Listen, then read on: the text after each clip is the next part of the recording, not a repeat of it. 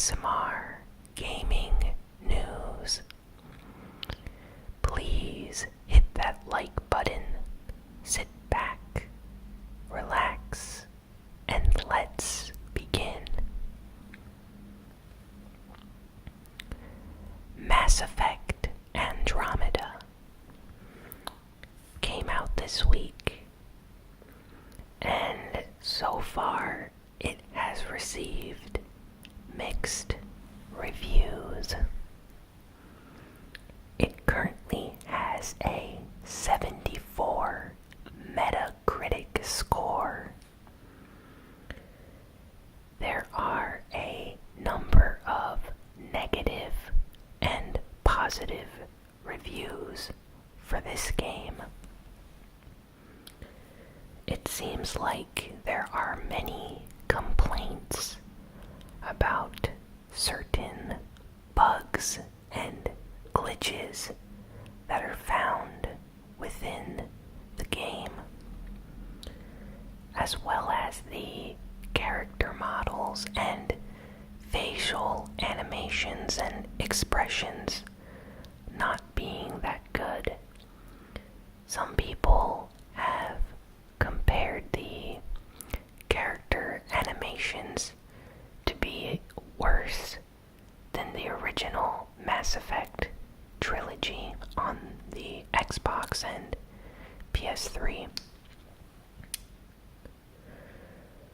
Apparently, EA and BioWare have spoken out about these negative reviews and have stated that they plan on fixing some of these issues in an upcoming update for the game. Now, a lot of fans have responded by saying that perhaps they should have waited to release the game when it was fully completed and not rush it while it was unfinished. Regardless, there are many Mass Effect fans that are enjoying this game, praising the story and gameplay, even if the other aspects are a little bit buggy at the moment. The game is still enjoyable, so that's nice.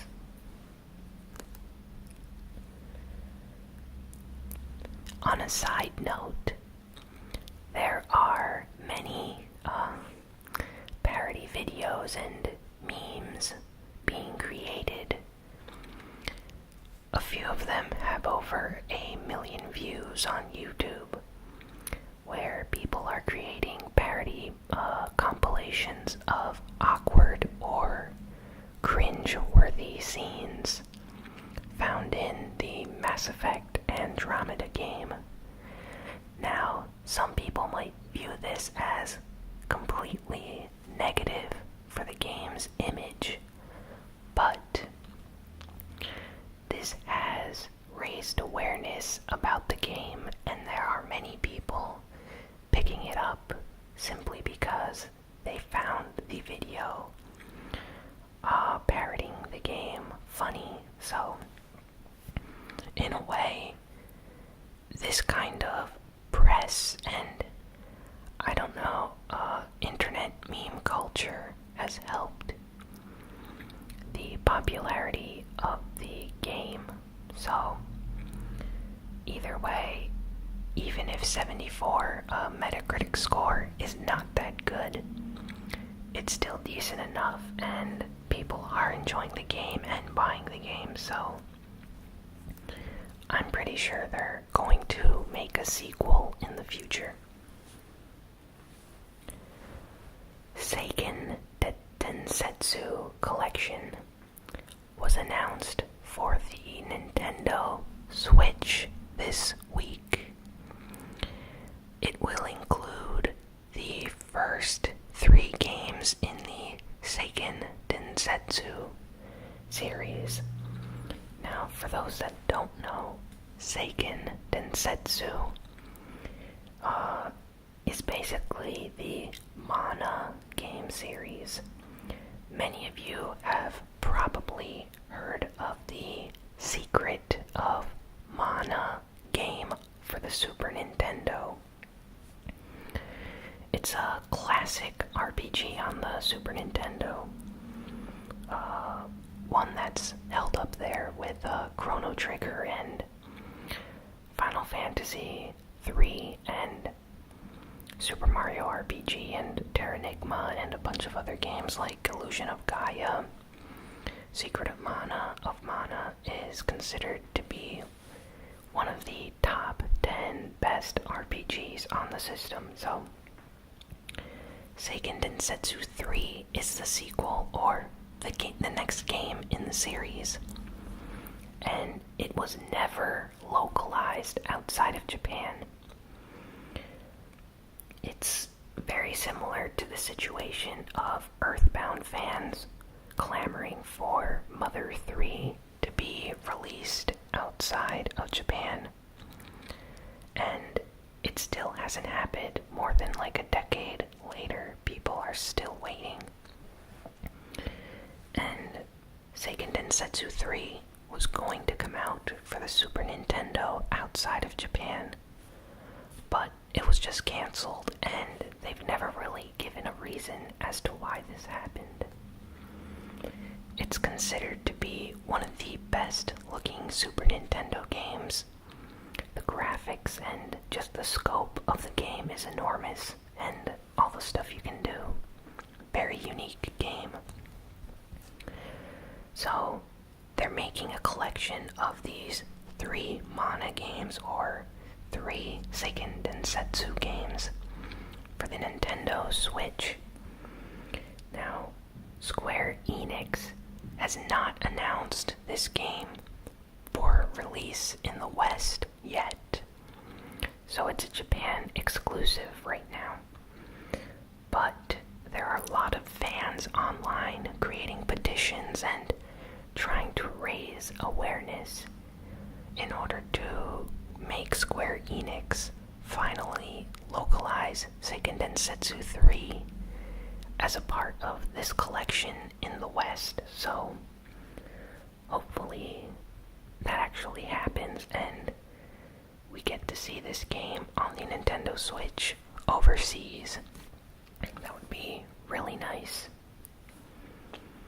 The game will also come with multiplayer options, so you'll probably be able to play it with friends, so that's really nice.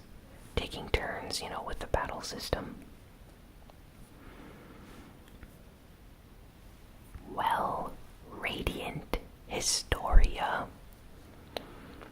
Perfect Chronology was announced for the Nintendo 3DS this week. Radiant Historia is widely considered to be one of the best RPGs on the Nintendo DS. It's a very niche hidden gem on the system.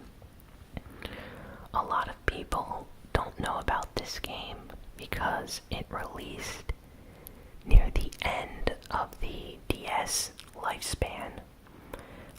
The year it came out was the year that the Nintendo 3DS was announced, I believe. So just about everyone was thinking about the next system, and it seemed like hardly any stores carried the game. So a few months after release, it became quite difficult to find at a local game store. So now they're actually going to release a remake / port of Radiant Historia, the DS version, but enhance the graphics and add some new music, voice acting, some new story scenarios, and release it on the Nintendo 3DS. recently did a Radiant Historia Nintendo DS unboxing for the channel. And it's kind of funny because if I waited, then I would have been able to pick up the 3DS version, but it's funny how things like that turn out. A lot of people were surprised by this announcement because Radiant Historia is not a very well-known game. So out of all the games Atlas could have chosen to bring out from the DS and remake it on the 3DS, this was one that no one ever thought they would choose. So really interesting, and they currently have a special edition up for pre-order, which comes with a art book, a 100-page art book, music CDs that include the music from the original game and the remade soundtrack for the remake. That's the 3DS version. It's going to have a special box if you pre-order the special edition, and some extra DLC items like alternative sprite art and character art models for the game. So some really interesting stuff. Of course, it's a Japan exclusive as of right now, but I think this has a very big possibility of being localized outside of Japan. So hopefully that happens and we get to see this fantastic RPG on the 3DS here in the West. Now, for those that don't know, Radiant Historia is a very unique RPG that deals with time travel. So you can manipulate time and time travel back to different periods in the game's timeline, and it's very similar to Chrono Trigger in this aspect. So if you like Chrono Trigger or RPGs that allow you to time travel, you really should check this game out because the story is amazing. Very underrated hidden gem on the DS. So either pick up that version or wait for the 3DS version to be localized.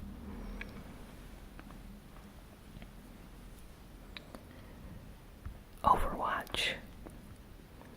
The new character Orisa in Overwatch is finally out in all versions of the game. So previously you could only play as Orisa in the PC version of the game, but Blizzard has released an update for the Xbox One and PS4 versions like this past week that added her to the game. So now you're able to play as Orisa in the PS4 and Xbox One versions of Overwatch. You're going to have to wait until March 28th to play her in competitive play. They have removed her from ranked matches until everyone figures out how she works. So they're giving everyone about a week and a half to basically learn about the character before she's going to be added to competitive play. So that's really nice, and I can't wait to play as her. And I actually plan on making a video for the channel, so be on the lookout for my ASMR gaming Overwatch Orisa video coming soon. So that's something to look forward to. Star Ocean Till the End of Time, which is the third Star Ocean game in the series, unless you count the Game Boy Color game, but that's a side game that has nothing to do with the main series. But Till the End of Time is a PlayStation 2 game, and it's getting an HD port for the PS4. And it's going to have trophy support and some enhanced features, better graphics, and stuff like that. Currently, it has only been announced for Japan, so if you live outside of Japan, you're not able to buy this game yet, unless you import, but it's going to be coming out on March 31st. It's a very nice PlayStation 2 game, very controversial because of its infamous twist, but if you like Star Ocean, if you like classic RPGs, this is a game to definitely check out. I suggest playing Star Ocean 2 before playing the third game, but it's really nice to see them continuing to release PlayStation 1 and PlayStation 2 games on the PS4. I think it's important for everyone to experience all the games that came out, more than a decade ago.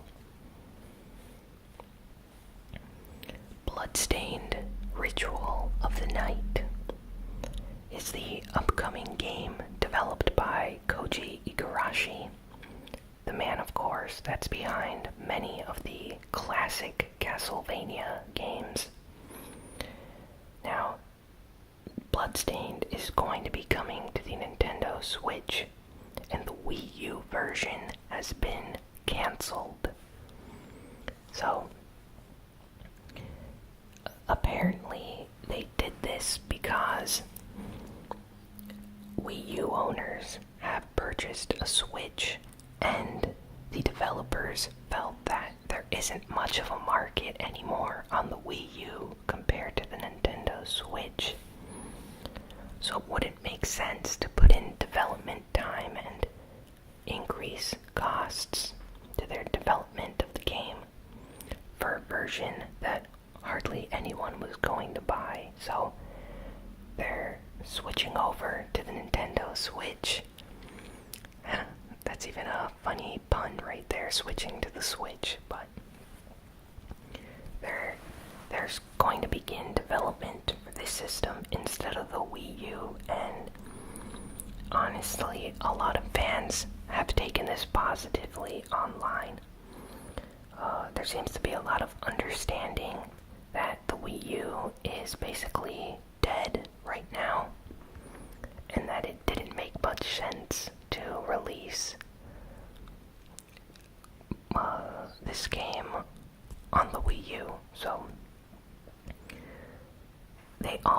the developers sent an email to all the backers that back this game, asking them if they backed the Wii U version, if they would be okay with switching to another version of the game. So all the Wii U owners that backed this game are now able to claim another version. So if you had a Wii U and you backed Bloodstained on Kickstarter, I believe, you're now able to request the Nintendo Switch version or the PlayStation Vita version or the PS4 version of the game, and basically any version that you would prefer. So that's really nice that the developers and the fans have a sort of mutual understanding of the situation, and they tried to make the best of it, so that's nice.